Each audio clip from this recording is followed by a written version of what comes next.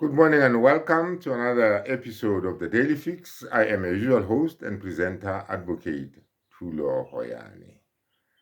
This is the first Friday of the year, and let us get back to the Meyiwa trial and investigation. Like I indicated earlier on, we'll keep on going back to it, although we'll not deal with it exclusively. But there are a lot of issues which you have to dispose of in this matter. And it doesn't look like we'll be done with them anytime soon. This morning, I would like to address the issue of Warrant Officer Makhubo. You'll remember that to start with, Warrant Officer Makhubo was one of the investigators of the Meyiwa investigation and trial. He played a very pivotal role in the investigation. And Warrant Officer Makhubo is one of those investigators, like former Constable Tapadima, who came with the theory of 375, that there were no intruders into that house. Now you'll recall that there was a trial within a trial in the Meyiwa matter. How does a trial within a trial come into play? The trial within a trial came into being in this manner. The prosecution was saying that the accused persons have made confessions and that these confessions were made freely and voluntarily. On the other hand, the defense strongly disputed that these confessions had been made freely and voluntarily. So then we had to have something called a trial within a trial. In other words, we had to sort out the admissibility of this evidence which the prosecution wants to put before the court by way of confessions, which the accused persons are disputing. So we now have to go into this mini trial inside the big trial. The big trial is the matter of Meyiwa. We have to go into this small trial to determine whether those confessions were made freely and voluntarily. So we had Warrant Officer Makhubo on the stand. Warrant Officer Makhubo, like I indicated earlier on, was one of the people who was closely investigating this matter together with other, investigators like former Constable Tapadima. So in his testimony, he says, at some stage, he went to Baloyi's office because there was a lot of disagreement about whether there had been intruders into that house or whether there had been no intruders into that house. Clearly, Warrant Officer Makhubo's investigation 375 had disclosed that there were no intruders into that house. So he went to see Baloyi about 375 and explained to him that this is what we have. Now, when he testified in court, he was trying to clear up the issue in court under oath, how they came into being two dockets in respect of one murder investigation. Warrant Officer Makhubo told the court in no uncertain terms that there was a lot of disagreement among the investigators. So others took the view that, 375 is the version. Others were taking, like Gininda, for instance, were taking the view that, there were intruders into that house. So he met Baloyi, talked to Baloyi, and just before he left Baloyi, Gininda came in, right? And it would appear that subsequent to that, Gininda came in with his own version of 636 that there were intruders into that house. Then a decision was made between Baloyi and Gininda. A decision was made, right? Let Gininda not say it was Baloyi, it was both of them. They jointly made the decision to discard 375. In other words, to reject all the investigation that was pointing towards there being no intruders into that house. And then they just decided to arbitrarily, for their own interest or for their own motives, to go along with the theory of 636 that there had been intruders into that house. This is why after the testimony of Warrant Officer Makhubo, we saw Baloyi spiritedly, right, make an application to the court to discard that evidence, right, to reject the evidence of Warrant Officer Makhubo. You see, Baloyi just could not come to terms with the theory that there were no intruders into that house being put before the court.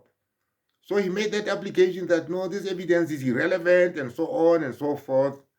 Now, we all know what happened in the long run. In the long run, the court rejected that evidence because it accepted that, the confessions had been made freely and voluntarily. But I think this was a gross misdirection on the part of the judge. It was a gross misdirection on the part of the judge, because here is evidence coming before Justice Ratamo Kgatling that says we had two versions here. We had two versions. Judge, be careful.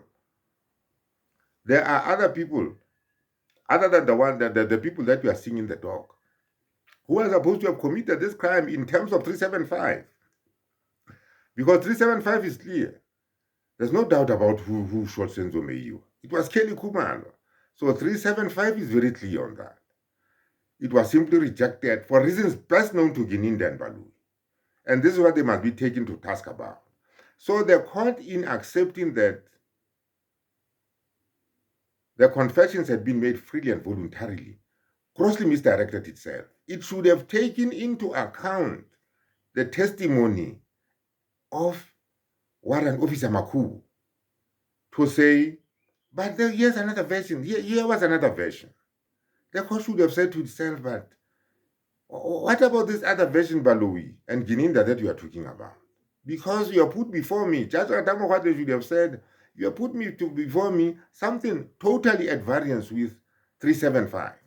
And 375 did not just come out, just bounce out of nowhere. It did not just come out of nowhere. It was the result of an investigation, a parallel investigation. The craziest thing about this Senzo Meyiwa thing is there were two parallel investigations. You see, police management having disagreed, right, about what really happened there. That then came into existence, parallel investigations.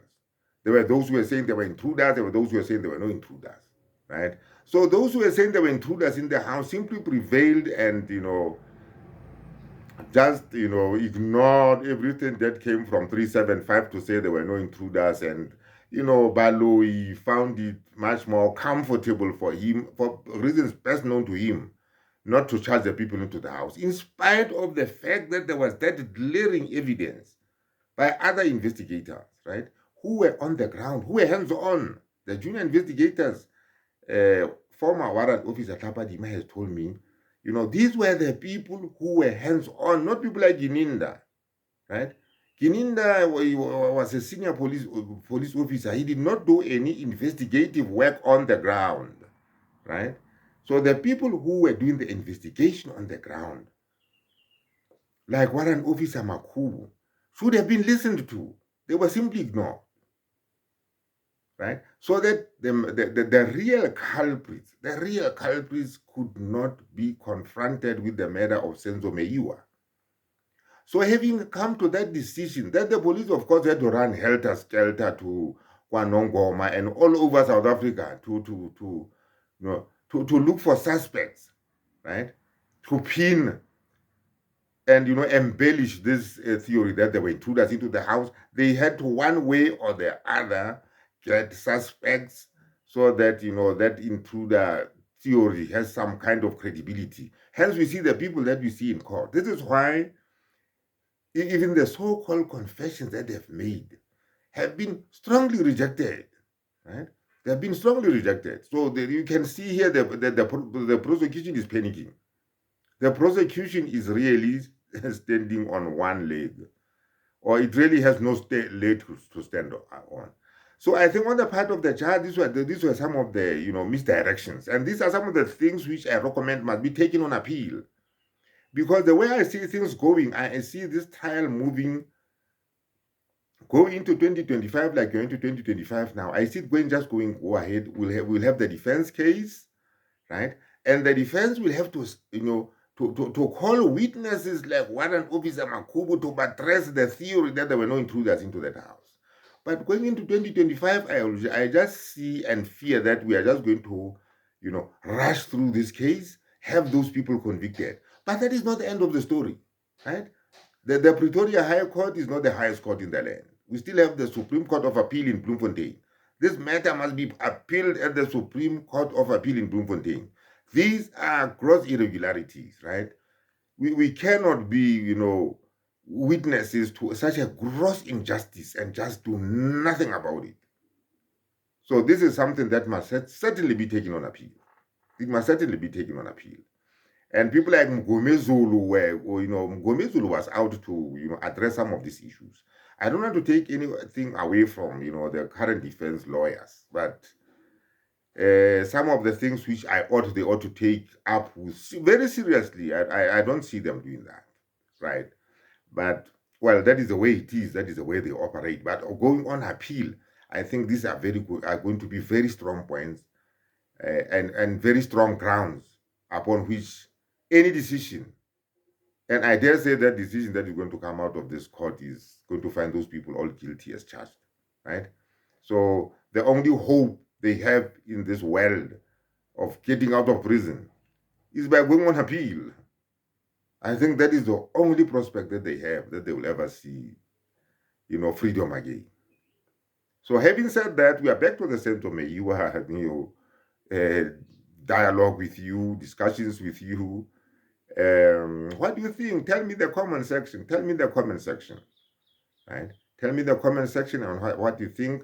I'm very satisfied by the views that I'm seeing. Although this is a festive season, you don't expect that those many views because people are busy with other things other than concentrating on YouTube channels.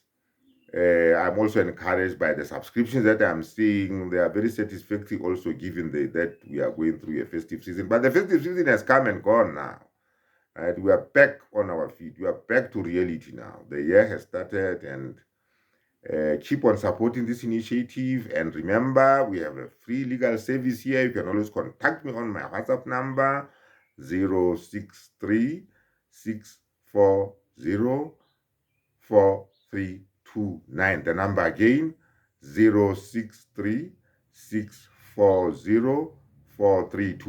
And I promise to come back to you within a period of 2 to 3 days. I'll come back to you. WhatsApp me on my number, but start off by subscribing, of course. You subscribe and then you WhatsApp me. If you've already subscribed, you just WhatsApp me and tell me what your problem is, and we'll take it from there. The legal advice, let me say, is being given without prejudice. But it is done with the best of intentions, because once I've given you that legal advice, I will then be with you every step of the way in whatever matter it is that you are faced with. I'm an advocate, remember. I'm not just running a YouTube channel, so I'm available to assist in whatever way you want me to assist. But the service is free, the legal advice is free, and I will do everything to ensure that you just get the best legal advice available in South Africa today. So keep on supporting this initiative, keep on supporting this channel. We'll bring you news analysis like no other channel, right? Mainstream or whatever, will bring you the news analysis that you'll come across on the Daily Fix. Support the Daily Fix, grow this initiative. Let us make it stronger and stronger in 2025. Thank you very much for watching and have a nice weekend.